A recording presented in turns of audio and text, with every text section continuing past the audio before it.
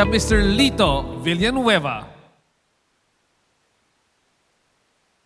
And moderating this panel discussion, please welcome back the very hardworking CEO and co-founder of Sprout Solutions. We have Patrick Gentry. All right.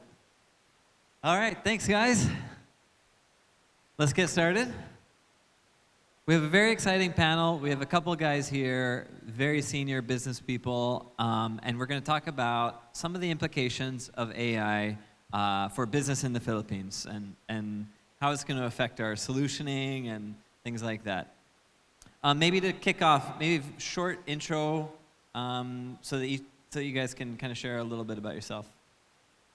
Yes, good morning. I'm Lito Villanueva. I'm the Executive Vice President and Chief Innovation and Inclusion Officer of RCBC and also the Chairman of the FinTech Alliance.ph. Good morning. Hello, good morning. I'm V-Boy Genuino. I'm the CEO of ePLDT and Vitro Inc. ePLDT is one of the largest SIs focusing on cloud and cybersecurity. And Vitro Inc. is the PLDT Group's data center platform. We own the largest data center platform network in the country. Great, thanks. So I guess to kick off, kind of an maybe obvious question, but maybe you guys have some nuance on this, but just understanding the landscape of AI solutions in the Philippines. You know, it's funny, like we talk SaaS is dead. Software as a service is being transformed. It's not the same as what we know. And it's incorporating AI into the kind of fabric. And that's why we talk about AI and SaaS almost interchangeably, because in our landscape, we're going to see that happen, right? But that takes time. Just would love to hear from you guys what you've seen in terms of that shift so far. How much of that is happening in businesses? Are there any specific examples that you guys have seen in businesses that you're plugged into? Like, you guys both have exposure to a lot of businesses. I know, Lito, you're part of the FinTech Alliance, right? Deep exposure to businesses. Have you seen these transformations start happening? How far are they? How far do we have to go? And what kind of timeline do you guys see for that here? You know, just to kickstart this discussion, I think for Philippines, you'll be surprised that quite a number of executives or leaders in the corporate world, practically around 89%, would view that they must be equipped with AI. And in fact, that is even much higher than the global average at around 79%. So, and if we are to look into the investments into AI into the Philippines, what we've seen thus far has been the increasing number of AI players in the country today. And that is a good indication.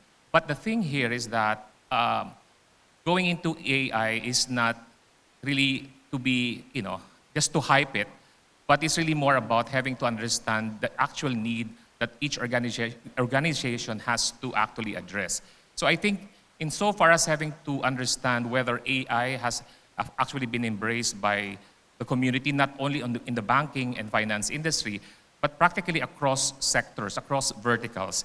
We have seen that exponential growth, and what we're seeing here is just the tip of the iceberg. And so there's so much more out there, and that's why I think we will also be discussing in a while about the regulatory framework, but I will reserve that in a while. And I think, as I've said, as an indication of the huge interest amongst Filipinos and other investors into the country, I mean, having to see this huge size of an audience, so much interested to learn more about what's going on in the market is an indication of a huge success insofar as having to embrace AI in general. Thank you. I just read a report of a survey that was given to 900 CIOs in the Asia-Pacific region by a consulting company. I'm not going to mention who for my friends in BCG here, but it showed that 17% of the CIOs said they want to start something around AI or are considering. 39% said they are going to roll out or implement some form of AI use case within the next 12 months. And 44% said that they are actually participating and doing some AI workloads already. I think what became very apparent in that study that was released were two main things. The concerns around data cleanliness, structured and unstructured data. Without data, you can't really do anything much around AI. So it really starts with data, having to figure out where's my data stored, how is it structured, where is it kept, how am I gonna pull it, how am I gonna use it, how am I gonna utilize it, how am I gonna push it. I think that's the first question that most of the industry is asking. And the second question that has been raised in that study is data governance. Who is managing that data? If I put that data on the cloud, how is it being managed? If I put that data in country, how is that being protected? I think those are the two main things that came across very clearly in that CIO study sent to 900 CIOs in the Asia-Pacific region. But I will echo the statement of Lito. I think we are just in the cusp of an AI explosion here in the Philippines. I think there's a lot of very interesting use cases that's already happening and being rolled out. The PLDT group and SMART are doing our own foray in experimenting into AI. But again, there are fundamental things that we need to do as an industry and as a country to be able to attract and build the right AI infrastructure, which I guess we will talk about a bit later.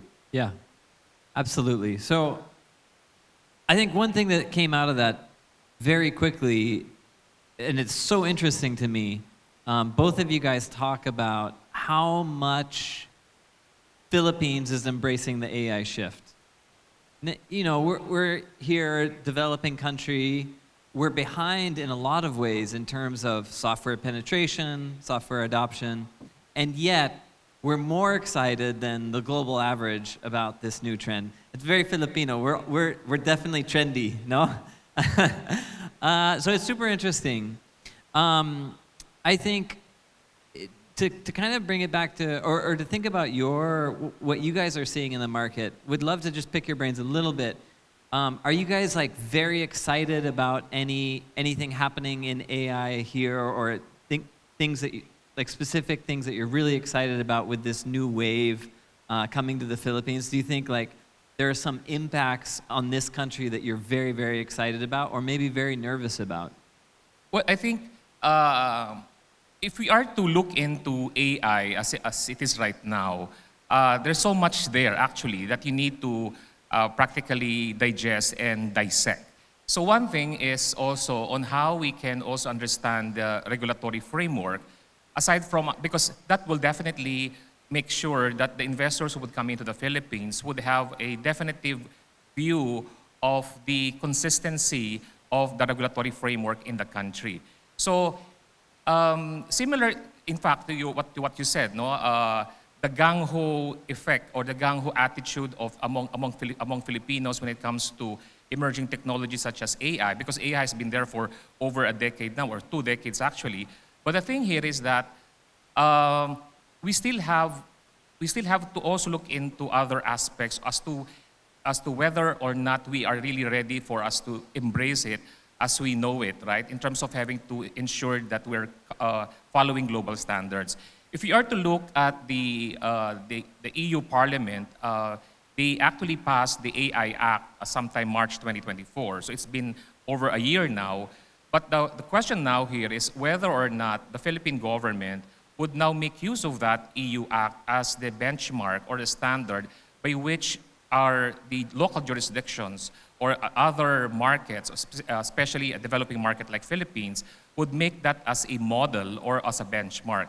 So, because as you may know, the past two global regulation, the GDPR, has been the benchmark for us crafting our own Data Privacy Act, and also the PSD2 has been the benchmark for us in having to craft our own BSP-led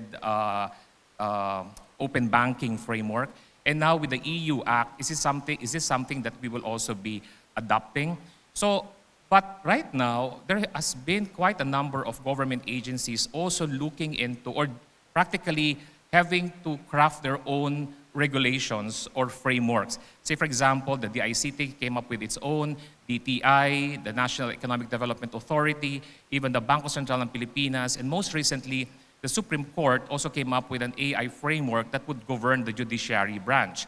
So if you are now to blend this, and of course, not to mention our Congress, both Senate and the House of Representatives also would have quite a number of bills pending now in Congress, and that there's one thing that is really striking because the acronym is called AIDA, AIDA, the AI Development Authority, which is now pending in Congress. So that is now apparently the umbrella regulatory framework that would now govern the entire Philippines. But what we are advocating is not so much on having it to be a rules-based framework or regulation, but more of a principles-based regulation. Because again, we are not here to stifle innovation. And as I've said, we should not in any way while we are promoting the ethical use of AI and having to come up with guardrails, what we are not supporting is the fact of having to have controls over innovations pertaining to AI development. I think that's super interesting. I'll just double click on that a little bit. I mean, this thing is so fast moving. I think, especially here in fintech. I mean, with where finances are concerned, of course, you have to be so careful. And AI is so powerful, and agentic AI, where it can actually do things for the user, has so many implications around security and things like that. I mean, that's something that we're addressing in Sprout. Like, how do we introduce AI into the technology in a safe way? So are you saying there's going to be kind of regulatory frameworks coming out to guide startups in their AI journey, addressing problems for companies, or applying to companies and what models they can use or how they use models? Like, I don't know how far along that regulatory framework is, but it would be super interesting, especially for people here who are looking at this from one side or the other. Like, where are we at? What's going to happen in that realm? Yeah, well, the focus mainly of regulators would definitely be on how to always promote consumer protection, right? I mean, the proliferation of deepfakes, of this fake news, etc. And of course, even for example, for Sprout, right? And all other fintech players. Because for fintechs in the Philippines, it's either you are governed by the BSP or the SEC or the Insurance Commission for insurtech providers, right? But the thing here is on how to harmonize all of these regulatory frameworks and ensuring that we are avoiding what we call the regulatory arbitrage. Because one thing that is very costly in the operations of a business in the Philippines is compliance. So making sure that we have to put some sense into compliance and making sure, and of course, Philippines is one of the luckiest, if not the luckiest countries or markets in the world with having the most aggressive, proactive, and dynamic regulators. And in fact, they are very much open to dialogues. And that's why I think, to your question, Patrick, this is also one way on how we could promote the Philippines as a digital hotspot in having to attract more foreign investors into the Philippines. Because again, one pillar of foreign investments is really the clarity on regulation. Sorry, real fast. Yes, I know that, and I want to talk about infrastructure too, and I think that's immediately following this. But I want to highlight something that was said just now. You guys, especially founders in the audience, compliance is an opportunity, and changing regulatory frameworks is an opportunity. I mean, Sprout has been very successful because we help companies with all of their payroll, HR compliance. Yeah. I mean, these things, because people hear about like regulations and they're like, oh man, that's a hindrance, but it's really not. It's an opportunity. And like getting deep with the regulatory framework and understanding it and building around it or to it or with it presents a great opportunity for companies. I think you may Yes, want agreed. to rethink SaaS to have a SaaS 2.0, and you will term that as CAAS. compliance as a service. Yeah, yeah. Or Well- actually RegTech. If I can add another thing, I think if there's one specific piece of regulation that the Philippines needs at this point in time is data localization and data sovereignty. We are practically the only country in Southeast Asia that does not have any data localization or data sovereignty rules. And I think it's very critical for our industry to understand why. When you're talking about unstructured public data that you can pull out from public LLMs, that's basically common knowledge for everybody. But once we start putting our enterprise-specific data that touches our customers and having to fine-tune that data together with LLMs that are available in the market, you're basically touching on your proprietary data. And we as an industry should decide, where do we want this enterprise data to sit? Do we want it on the public cloud, or should it be domiciled locally? And what we have seen in markets around Southeast Asia is that all of the countries around us have put a very, very clear mandate as to how data sovereignty and data classification is structured. Highly sensitive data has to be domiciled locally. Semi-sensitive data, you have a choice: public cloud, private cloud. If it's not sensitive data, by all means, put it on the public cloud, right? And I think if we're able to come up with a very, very clear guideline or implementation or department order or implementing rules and regulations on how to manage it, I think we will get more foreign investors here in the country. We will get the big availability zones, the big cloud companies here, which will open up a whole new set of products and services that we as consumers will be able to use in a more affordable, effective, and secure manner. Actually, just to amplify what B-Boy said. No? So, in fact, that is a good statement, saying, especially on having to really provide that infrastructure and, of course, the issue on data localization and data sovereignty concerns. But I think one of the things that we also need to understand, because we've discussed about regulatory, about compliance, about the need for us to attract more and foreign investments in the country. But I think one thing that is also essential in having to discuss about the development of AI in the Philippines and how to further scale it is actually on energy. Because as you may know, a simple ChatGPT search consumes 10 times energy than simple Google search. So that's actually how enormous the requirement is insofar as energy is concerned. That's why it is imperative for us now to have a green-based data centers in the country. And I think good thing with PLDT is not paying me, by the way, because they also have green data centers. And by the way, because I used to be with PLDT Smart before, and that's why it is critical for us to really have that investment. Because again, AI investment is not just on the AI per se, but practically the peripherals of AI development. So that's why we have to make sure that whenever we consider AI, you have to have a holistic view of the considerations pertaining to the use and utilization of AI. Thank you. And by the way, Lito is a very big customer, RCBC, so thank you. Thank you for that, Lito. But just to share again, I think the PLDT group is at the forefront of building the right digital infrastructure so consumers and enterprises are able to adapt to the cloud and adapt to AI more rapidly. I think number one, we are building the largest international cable systems that will connect the Philippines to the rest of the world. Just to share with you, after Singapore, we have the highest number of cable landing systems set up in the Philippines to connect the Philippines. And what's happening is geopolitical tensions is moving people to set up shop in the Philippines because they don't want to have their submarine cable systems past the South China Sea. They're looking for an alternative now to connect to the United States. In fact, 3 weeks ago, we just inaugurated a new submarine cable system called Apricot in Digos, in Mindanao, which will connect Mindanao and the Philippines up to Baler and Quezon, jumping off to Guam and to the United States. But on the south, it will connect us to Indonesia and Singapore, bypassing the South China Sea, because that's how sensitive the issues there are. And we have 3 more cable systems that are being built in parallel.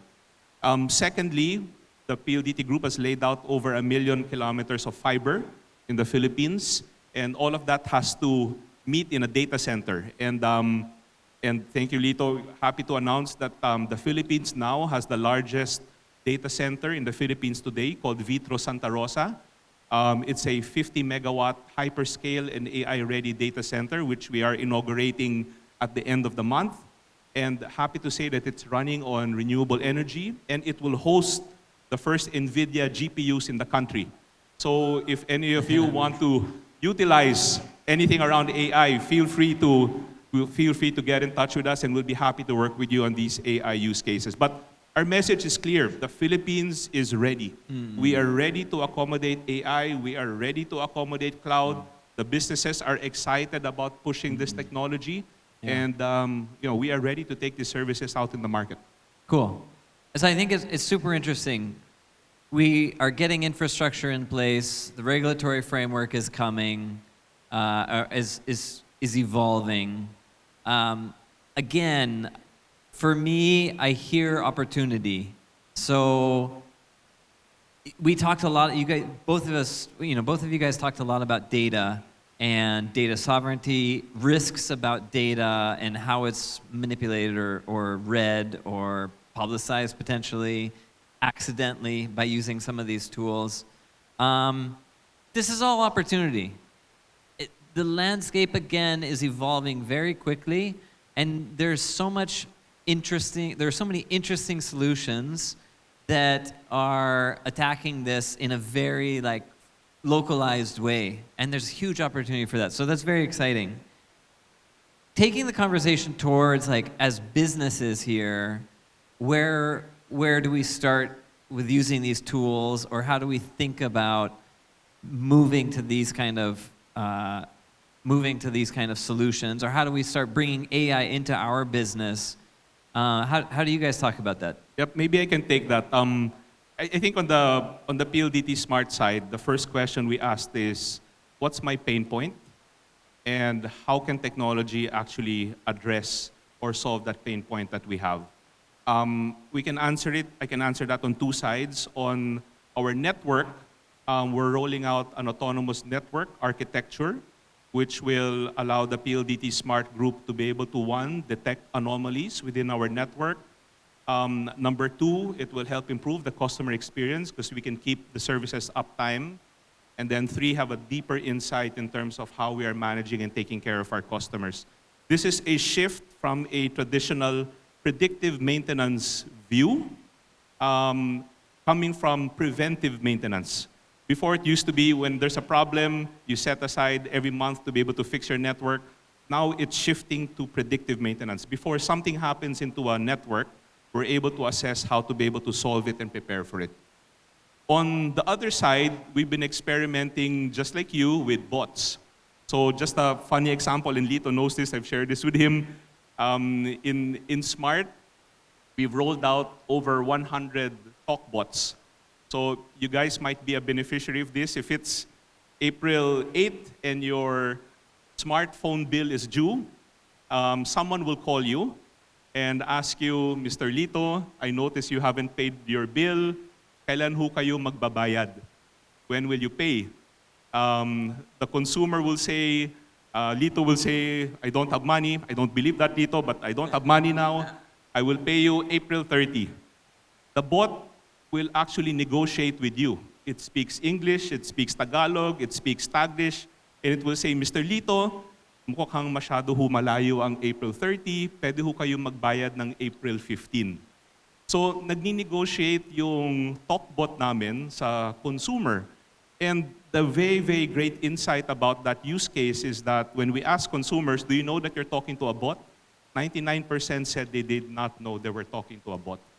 Right? And these are the practical use cases that we are now rolling out in our different parts of the organization. And it's amazing technology. And our bill collection efficiency has actually increased because the agent, obviously, which is a bot, does not go to the toilet, does not file a leave, and more importantly, it doesn't get hurt. Because sometimes when you call for collection, they get screamed at, they have irate customers. This guy does not complain, he doesn't get hurt. His feelings are still kept intact. So we're able to collect more effectively and efficiently. So Nice. just some practical use cases. In our case, I think it's really more about having to start, I mean, to your point, starting with the pain points, not the hype. No? It's not really having, not that issue on having to have that bandwagon effect that, because the other organization is doing AI, so we might as well go into AI, etc. But it's really more having to understand your pain points, right? So, and having to make sure that you have identified use cases. And of course, it starts with having to ensure that your data, that your data is clean, reliable, and consistent, etc. Because that is really the start of it all, right? The thing here now is, for example, in our case for RCBC, what we've seen thus far is that we've seen more than 50% improvement when it comes to productivity. So one thing is specifically on our digital lending. When we first launched that a year ago, the bank's total unsecured lending portfolio is now at 62%. So in a matter of 1 year. So that's how phenomenal and how powerful the use of AI, if you are actually aware of as to how you can optimize and leverage AI across use cases in your organization. Because having to invest on AI is no joke, right? But making sure that you have that value realization in the process, making sure that you will be able to recoup that investment in a matter of 1 to 2 years. But I think, again, it really boils down to having that consistent buy-in of your management, if not just the middle management, but practically your senior management, to make sure that they are the one championing it. Because, for example, in our case, even the members of the board of directors are practically, would have to attend regular AI forum. So to make sure that they're well averse, well aware of the pros and cons of AI. And that's why in most cases, if not all our AI requests or implementations for approval would have a seamless and frictionless and delightful journey when it comes to approval from the board. So something super interesting that both of you guys echoed, and I think very powerful for people here. I don't know if you guys noticed, but both of these guys talked about AI applications that were very intrinsic to their business context. So V-Boy talked about improving service, improving PLDT's uptime, right? And network maintenance and predictive maintenance of the network. And Lito talked about improving lending, which is a main service of a bank. I think that's very powerful. When you think about like somebody like Sprout is applying AI to take care of all this generic things like helping your HR teams and compliance teams with all of that side of the business. We do that stuff, and then you guys look at AI as it applies to your core business. And so I think that's powerful for business leaders here to think about. Like, I'm not maybe thinking about building AI or using AI for generic parts of my business, but like really my core business and how does it improve that? And then I'm getting vendors and I'm getting people to help me with all these other parts, and they're doing AI for that to serve me. And for you founders here, thinking about what are the AI solutions that I can build to apply to a whole bunch of companies and take some weight off of them. So very powerful lessons, guys. I think we may have time for one more question. Okay, so jobs. I won't talk about so much the implications of jobs in AI because that's a huge topic. And personally, I think jobs will change. I don't think we're going to lose a ton, but they will definitely change. But in terms of maybe Philippines' readiness for talent, the talent that's coming up and is being recruited into companies now, Philippines' ability to attract talent from overseas, maybe repatriate Filipinos, in this shift where like AI becomes this big part of business. Do you think we're in a good position talent-wise? Are we training our young people adequately? Is there more that we can do, and in what areas? I think this is the kind of thing I would like to poke around a little bit about in the last couple of minutes. Yeah, here. I just would like to start on that one particularly because that has been one of the major concerns. In fact, the lack of digital talents in the Philippines has been considered as one of the flashpoints in the Philippine ecosystem right now. Because as you may know, it's a matter of supply and demand thing, right? And of course, a lot of people have been saying that the Philippines seems to be experiencing an education crisis, etc., etc. And the fact here is that it's really more about not just the private sector having to push it, but also having that public-private collaboration, including civil society and media, on how we can actually improve the education system in the country. And because right now, there is really an acute shortage of digital talents in the country. And even having to have that issue on compensation, right? So the what do you call this? The talent poaching from organizations locally is there definitely, but also having the talent poaching from overseas, right? So regionally, especially in Singapore, for example, we've seen quite a number of Filipino talents that are being poached, which practically good, right? Because we are one of the main exporters of labor in the world, and that practically represents 10% of our GDP for our inward remittance volume, which is good for the economy. But the thing here is that amongst the players in the industry, we still have that lack of digital talents. That's why part of the conversation that we are now doing is having to ensure that all our, even TESDA and CHED would have to have this, this implementation as regards having to create more courses on digital, specifically on AI. So, and of course, data scientists, data engineers, data architects, etc. And we've seen quite a number of new nomenclature, new job titles that are so interesting, that are so fancy, but these are the job titles that actually attract higher compensation. So that's why I think this is high time for us to have that deliberate effort in ensuring that there is also security when it comes to digital talents.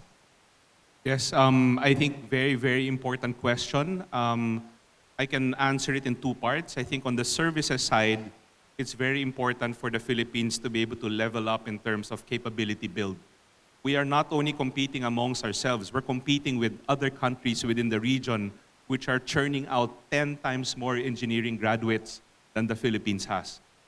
We shouldn't look any further. Just look at Vietnam. They graduate over 300,000 engineering graduates regularly. And these are the guys who have started from grade school, moving into middle school, high school, upper education, who have had STEM courses all these years. And they're churning out graduates from data scientists, data engineers. The keyword now is prompt engineering. This is how it's gonna move into. And I think we need to be able to work very closely with the public sector to be able to develop the right type of talent in the Philippines. On the infrastructure side, even we in ePLDT in vitro are having to be able to adapt with new changes in technology that's going to be affecting our industry to be able to have the digital infrastructure needed for cloud and AI. We noticed that we didn't have a lot of data center specific graduates coming out of the Philippines. So we set up our own Vitro Academy.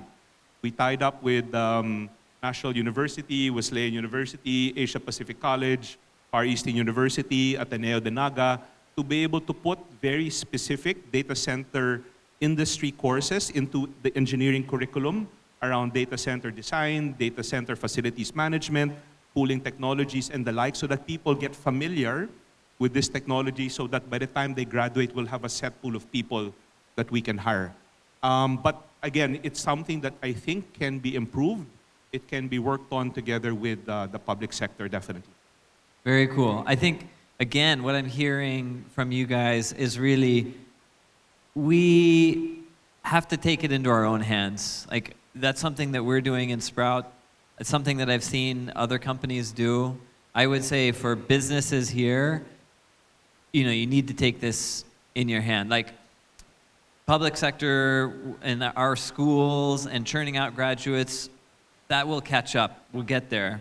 But in the meantime, as businesses, we have to do it. I mean, we have to find the trainings, get our people trained, and kind of take our destiny in our hands. I am very hopeful for the Philippines in this new age of AI because we're so there are so many creative people. The creativity in this country has always been top notch on a global scale. So I think that'll benefit us very well in this new age. Just to amplify that, Patrick, I mean, Filipinos would be the most resilient, the most adaptable. Yeah, true. And, that's why we have if there's only one resource, one treasure in the country, that is our human resource. And that would be the Filipinos. A round of applause for us Filipinos. Yeah?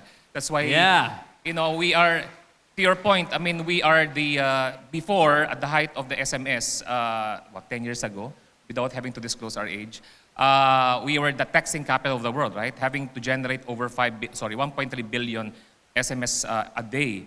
So we're still now the number one in the world when it comes to the number of posts in social media. Because I think one thing for the Philippines, we have the most marites in the country. Actually, one very interesting stat is the Philippines is probably in the top 10 of most social media sites globally. And in terms of consuming data on a daily basis, the Philippines is up there. We Filipinos consume close to 9 hours of internet browsing or mobile browsing on a daily basis. So it also shows how productive, I guess, we are. Nice. I should say I've been here 17 years, so parang Filipino na ako. So I can relate. So closing remarks, guys. We're out of time, but just give you guys each like 1 minute to half a minute to close. Yes, I think we're in a very, very exciting space. I think AI is going to change the way we all adapt to new work environments, to new business opportunities. It will have new efficiencies that we thought was not possible. It will improve the customer experience for us. It will drive revenue for our different organizations. And I'd just like to say that we in the PLDT group is ensuring that the right digital infrastructure is in place so that we're able to support all of our aspirations in this very, very fast-moving and exciting time. Thank you for having me. Thanks. Yes, I think there's only one takeaway. I've been saying this in most of my speaking engagements. I think if there is one thing that all the industry players, even regulators, all the players within the ecosystem would have to promote and would have to keep so sacred would be the word trust, right? Because the reason why we're all here, the reason why we're promoting digital is because we want the consumers to be able to adapt to digital. And I think in that one word is trust. That is technology that is responsive, universal, secure, and transparent. Thank you and good day. Thank you very much, Thanks guys. so much. All right. Patrick, there's actually a couple of questions here. Do you mind? Some questions came in for our two guests over here. Their questions came in earlier on. And if you want to ask a bit more questions, please feel free to do so. But this is very interesting, especially for those starting off using AI and they really haven't gone into it for business. Considering the high cost and complexity of AI, how can companies ensure that they are choosing the right AI solution that truly aligns with their business plans and delivers value? I guess, ePLDT, want to start that discussion? Yes. Thank you for that question. So I guess now the alternative available to us consumers in the Philippines now is a public cloud application of AI. You would need to work with a vendor that have their instances and their infrastructure available in the public cloud. What we're trying to do in the ePLDT group is to democratize AI for Filipinos. So very soon, we'll be launching the country's first GPU as a service platform running on NVIDIA GPUs that is meant to address a couple of things for Filipinos who want to use AI. Number one, we're going to make it a lot more affordable for you because it's not going to be forced to Japan or to Singapore. Number two, your latency will improve. So instead of having to send your traffic to and from a foreign domicile or a foreign country, your latency is going to be improved. And thirdly, you have that added layer of security. And I think Filipinos need to have a AI private cloud instance, and that's one thing that we are very excited about to work with customers to be able to launch that properly for your specific needs. Okay, thank you, my good friend RJ here. This question definitely is very relevant and very compelling because that has been also the question of most players in the industry, especially for startups, for mid-sized companies. Because as you know, this, again, as I've said, AI is not just for banking and finance. And because AI, it means all in. So all sectors, all industries, all verticals must practically adapt to AI. So one thing is that one of the programs that we are now pushing and promoting is having to level the playing field. And one thing is also, which I will be preempting because we will be announcing this in April, on this coming April 25, during the general membership meeting of the FinTech Alliance, which is the creation of the AI Center of Excellence. So the whole idea is for us to be able to vet all AI players in the Philippines and all those regional players who would want to do business in the country. Because this is really meant to ensure the protection of small players in the industry, especially, say, the likes of cooperatives, of microfinance institutions, of rural banks, of other smaller fintech players, and even other smaller organizations, to be able to understand the pros and cons of all of these players in the industry. Because as you've said, this is actually a huge investment into AI. You're not just subscribing to them only for a year, right? Because it has to be a long-term engagement. But you have to make sure that decision that you will be taking is a more informed decision. So that's why we'll be creating that to make sure that all the players in the industry would be able to have that awareness and that know-how in terms of having to aid them in their decision making. Got that. And just in case, how do they access the AI Council or the... We will be announcing that this April 25, so watch out for that. Yes, Patrick. Nice. No, good. And with that, let's give them a round of applause, please. Thank you so much to this panel discussion. Can we invite Patrick, Lito, and Victor Vivo in front for a photo opportunity? Thanks so much for firing off our first panel discussion here today, AI's impact on business growth and market leadership. And to all of our attendees, if you enjoyed this particular discussion, please share that on the feedback form. Again, on the feedback form, please click on the QR code, and if you give some feedback, there are prizes in store for you.